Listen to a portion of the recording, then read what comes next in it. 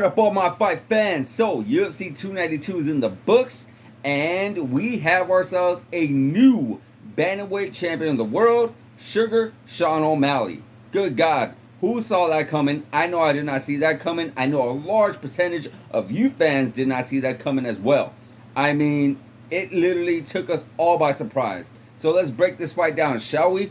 He took on the reigning champion, Aljamain Sterling. Aljamain Sterling was definitely on his way to becoming the world's greatest bantamweight champion of the world. I always say the UFC's greatest bantamweight champion of the world. We already know he was trying to fight, well, not fight, but battle for that title, or for who is the greatest bantamweight of all time, or Dominic Cruz and such.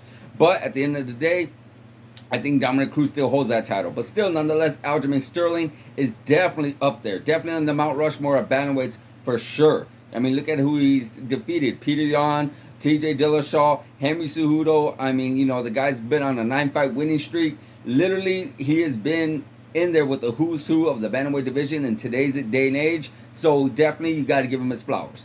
So with that being said, taking on Sean O'Malley. Sean O'Malley hasn't had the biggest rise, I guess you could say, or the most popular rise in the bantamweight division. I guess his most popular win would be against Peter Yan, and that was a split decision. That was back in October of 2022 in Abu Dhabi. So he's been out of the cage for quite some time. It's like almost, what, about 10 months? 10 months away? Almost a year. So that's a very long time from being away from the cage. Especially trying to fight for the title, and especially if you want to keep yourself in shape. So with that being said, like I said, he didn't fight a whole lot, or didn't really fight the contenders a whole lot, or beat the contenders, I should definitely say. Excuse me, guys, beat the contenders, because if you look back at his record, he fought Pedro Munoz. Unfortunately, that fight went to a no contest. I think it was due to an eye poke. And then he fought Chito Vera, which he got his first loss. But, you know, he was losing that fight, but I believe he ended up hurting his ankle or something to that nature, and he could not continue that fight. So, with that being said, he took on a few other contenders, beat Peter Yan to become the #1 contender, and then here he is fighting Aljamain Sterling. The fight goes on and is very slow, very steady in the first round.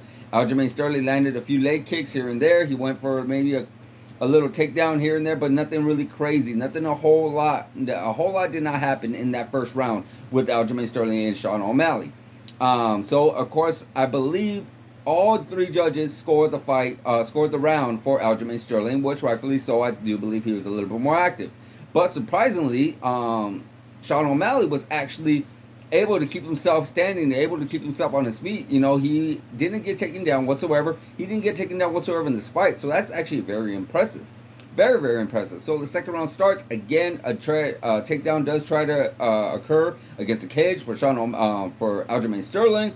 You know, Sean O'Malley fights it off, and then they are in the middle of the cage, or the middle of the octagon, with Sean O'Malley backing up and Aljamain Sterling pressing forward. Aljamain Sterling was able to press forward, throw in a couple of shots. Sean O'Malley backed up and landed one clean power shot, which pretty much put down Aljamain Sterling on the ground.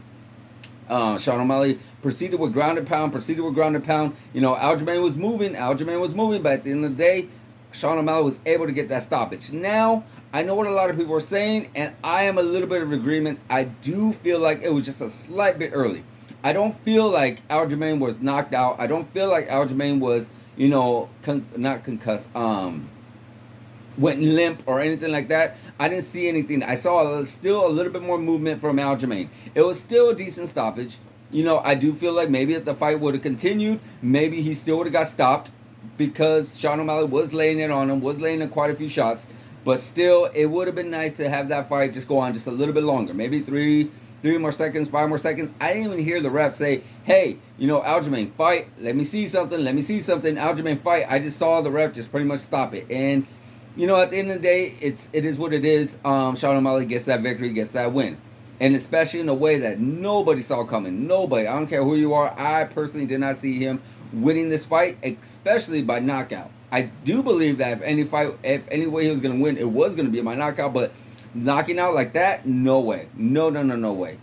Very impressive. Like I said, this wasn't against just some contender. This wasn't against some high-ranked opponent. This was against the champion. This was against one of the greatest bantamweights of all time. Good God. Definitely one of the greatest performances for Sean O'Malley. So, let's move on, guys. What is next for Sean O'Malley? Well, he's already talked about possibly taking on Chito Vera, but in the press conferences, he was also talking about this facts like, well, maybe he doesn't want necessarily do that because he feels Chito Vera is boring. We already know, and I just mentioned about their fight that they had back in, I believe it was in 2021, where the fight was stopped because of Sean O'Malley's hurt ankle. So you never know what that fight would have happened back then. But moving forward, it could potentially happen now. Definitely could potentially happen now with the bantamweights. Very majority of them are hurt. You got Marab, who is hurt. You got Henry Cejudo, who is hurt. You got Corey Sandhagen, who is hurt. You got Umar Nurmagomedov, I believe his name is, who is hurt as well. So you got a lot of stars up in the bantamweight division who can't necessarily fight the rest of this year. And maybe, well, Sean O'Malley actually did say in the press conference that he is actually looking for a fight in December. Come their pay-per-view. Not sure what number that is, but it is going to be in Las Vegas, and that is where Sean O'Malley wants to fight. So quite possibly, yeah, Chito Vera did get a victory in this UFC 292 fight card against Pedro Munoz. It wasn't necessarily a great fight. It was a very high technical fight. I believe even some people scored it for Pedro Munoz. But at the end of the day, Chito Vera did get the decision. So you can see that potentially fight happening. Also, in the press conferences, Aljamain Sterling had actually said he wants a rematch. He wants to try to get that fight back. We already know Aljamain Sterling wants to possibly go up to 145, but I do feel like with the stoppage, he does want to try to get that fight back. Maybe he wasn't too comfortable with that stoppage. Maybe he didn't feel like, he didn't have the right game plan. Whatever it is. At the end of the day, Sean O'Malley won. Hands down. Doesn't matter what you can say. Wrong night, wrong game plan, weren't feeling it. Sean O'Malley won the fight. So, does he do a rematch with Aljamain Sterling? Quite possibly. You could give Aljamain that rematch. Very much so, because Aljamain Sterling had defended the belt 3 times on 3, and actually had relatively a very quick comeback, because he actually fought back in, I want to say, May? Was it May or was it June? I think, it was May. He actually fought in May against Henry Cejudo, and he got that victory. And then look at him, he got a couple months later. Here he is fighting in August. That's actually the quickest turnaround in any champion this year by far. There's been a lot of champions who have already only fought once, and we haven't seen them since. And we got Aljamain Sterling, who fought twice in 2 or 3 month span. So that's a little crazy right there. Personally, for me, I do believe that was a quick turnaround for Aljamain. But nonetheless, so that definitely could potentially happen. Aljamain Sterling and Sean O'Malley could have a good rematch. I will definitely very much be interested in seeing that. And I do believe the trash talk and the build-up for that fight could actually potentially happen as well. Also, another news for Sean O'Malley in this press conferences, Sean O'Malley had mentioned fighting Tank Davis, Gervonta Tank Davis, in a boxing match. He knows that fight ain't going to happen anytime soon. And he knows that fight would not go the way Sean O'Malley's hoping it'll go. I do believe it's kind of like him chasing that paper, him chasing that money that he wants with Tank Davis. He knows it's a big payday for Sean O'Malley, because Tank Davis is a big boxing star, and he is a lightweight at the same time. Just like in lightweight, it is 135 pounds, and in UFC, it's bantamweight, which is 135 pounds. So it would be entertaining, and it would be interesting, but I don't see that fight ever happening. Ever. If Tyson Fury and Francis Ngannou cannot fight with UFC on board and such, I do not see Sean O'Malley taking on Gervonta Davis with UFC on board. I just do not see that at all. So, with that being said, what's going to happen with Aljamain next? Well, I just talked about it. Aljamain could very well actually fight for the 135-pound strap again. Very potential, depending on who's available. You look at Chito Vera. He's not necessarily the biggest superstar, but he does have a name in Aljamain Sterling, who has already built up a big following and a big name as well. But do they necessarily want to give him that risk? Now, to me, it didn't necessarily feel like Dana White was the biggest fan of Aljamain due to his fighting style. He doesn't necessarily give, a whole lot of highlights and a whole lot of fun fights for the bantamweight division. He pretty much was able to backpack a lot of his opponents and able to stop a lot of his opponents. And then a lot of the fights that in the bantamweight division wasn't necessarily, showstoppers. So, could I potentially see Dana White not giving Aljamain a rematch? I could very much see that. And giving it to Chito Vera, where Chito Vera has had some fun fights. He's had fun fights with Ron Fon. He has had fun fights with Corey Sandhagen. He hasn't necessarily won a lot of these fights, but at the end of the day, he's actually had some very fun fights. And of course, there's a story right there. There's a story with Sean O'Malley and Chito Vera. So it really depends. It really depends on what the UFC is really going to do. It also depends on what Sean O'Malley really wants. Does he really want Chito Vera? Does he really want Aljamain Sterling? It's really a coin toss there. But if they do not give Aljamain Sterling that rematch, who does he go against next?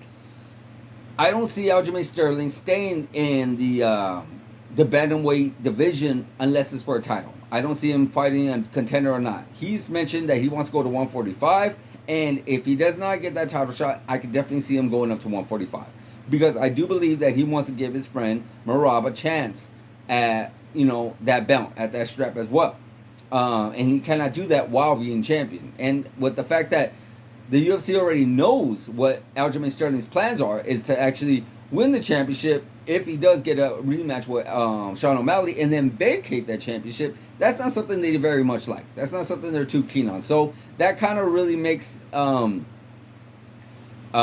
Sterling's plans as a rematch kind of go downhill just a little bit more, due to the fact that he does not want to fight his friend, and he's willing to vacate the strap to go up at 145. So more likely, I do see like Aljamain Sterling going up to 145, possibly taking on a contender, because it looks like Ilia Topuria is going to be taking on Volkanovski sometime later on this year as well. So I cannot see Aljamain Sterling fighting at 145 anytime this year. Maybe he wants to take some time to bulk up. Maybe he wants to take some time to train and whatnot, and rest his body, because again, he had 2 back-to-back fights, and one went his way, one did not quite go his way. He has been knocked out, or not necessarily knocked out, but he probably wants to take some time off and let his body heal. So which would be a good idea. So maybe sometime next year, depending on what Volkanovski wants to do, and depending if Volkanovski still holds the title, because we all know that Volkanovski wants that rematch with Islam Makhachev. So there's a lot of moving parts within the featherweight and the bantamweight division. So it really all depends, guys. Well, there you have it. UFC 292. What a great main event it was. You had Sean O'Malley knocking out Aljamain Sterling. Go ahead, check it on YouTube, guys. It's right. It's one of the greatest knockouts. It's actually reminiscent of Conor McGregor knocking out Jose Aldo back in 2015.